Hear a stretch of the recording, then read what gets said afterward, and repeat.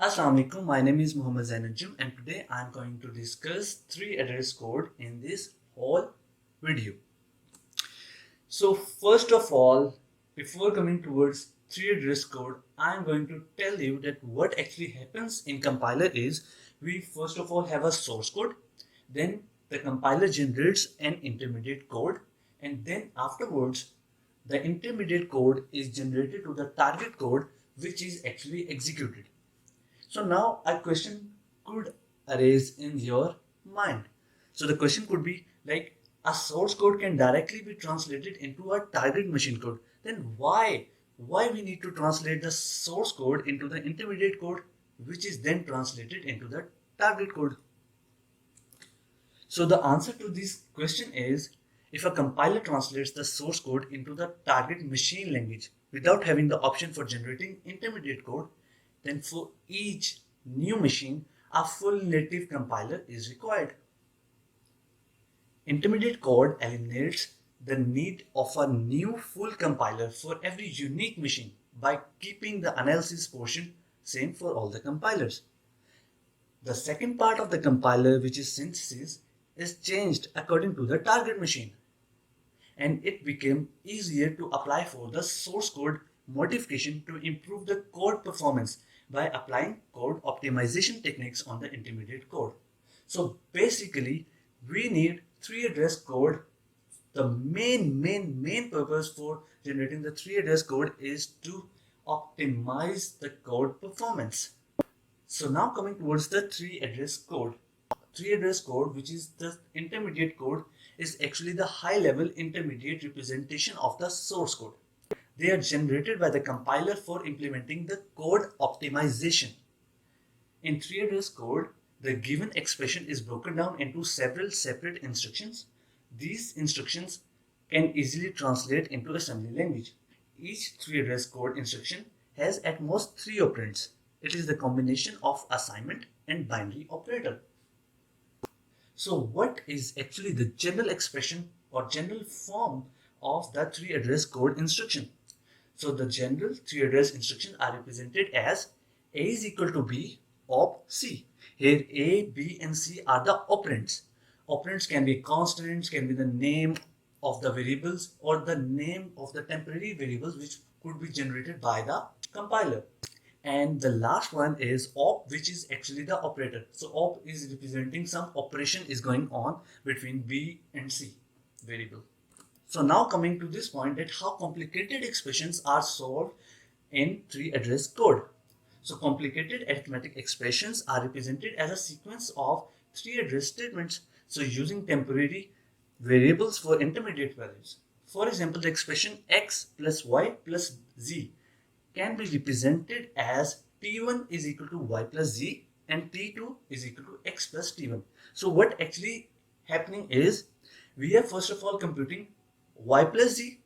Then after computing y plus z, we are going to store it in a variable which is actually a temporary variable created by the compiler t1, and we are going to save the value or the result in t1.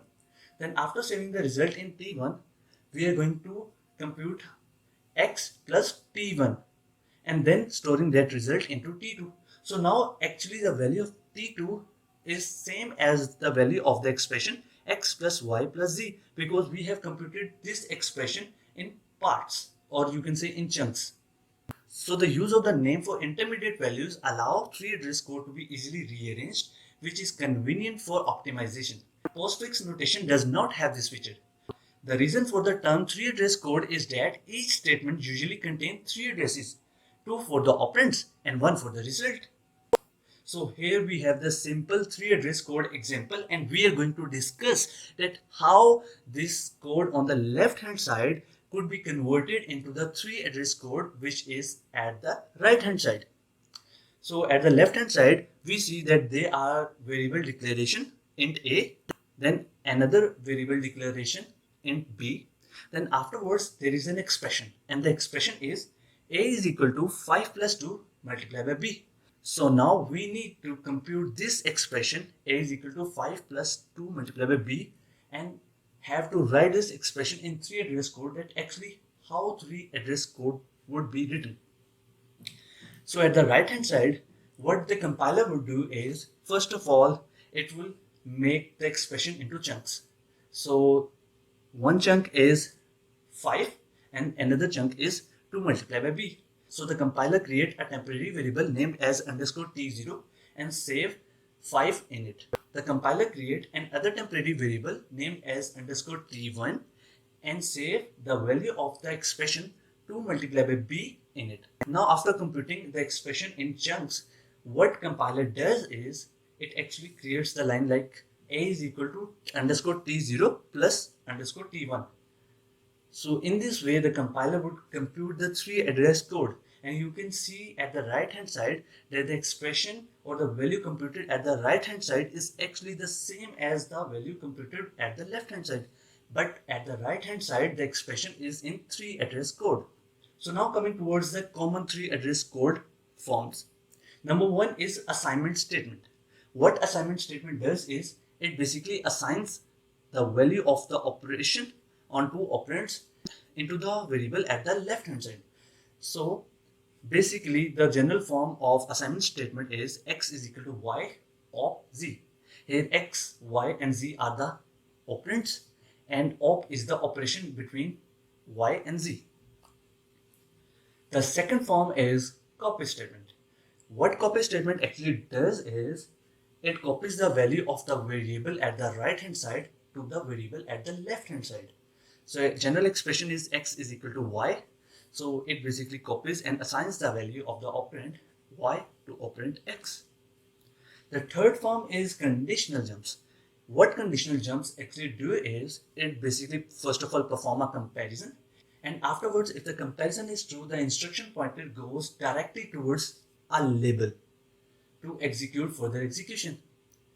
So the general expression for conditional jump is if x relational operation y go to z. Here x and y are the operands, z is the tag or the label of the target statement, and RLOP is actually the relational operator. So now how actually conditional jump work is, if the condition x relational operator y gets satisfied, then the control is sent directly to the location specified at the label z. All the statements in between are skipped. However, if the condition x relational operator y fails, then the control is not sent to the specified location or the label z. However, the very next statement appearing in the usual sequence of the code is executed. So this is how conditional jump works. Now coming towards the fourth form, which is unconditional jump. The general expression of unconditional jump is go to x. Here x is the label. So in unconditional jump, no comparison is made. When this instruction is executed, what actually compiler does is the control is sent directly to the specified location at label z, and all the statements in between are skipped without performing any comparison. Now coming towards the fifth form of three address code, which is procedural call. So what procedure call is similar to the function calls. So we are going to call a function and in the end the function would return. So this is actually the procedural call, and the general expression is param x call p return y. Here p is the function which takes x as the parameter and returns y. So that's all from my side. Thanks for watching, friends.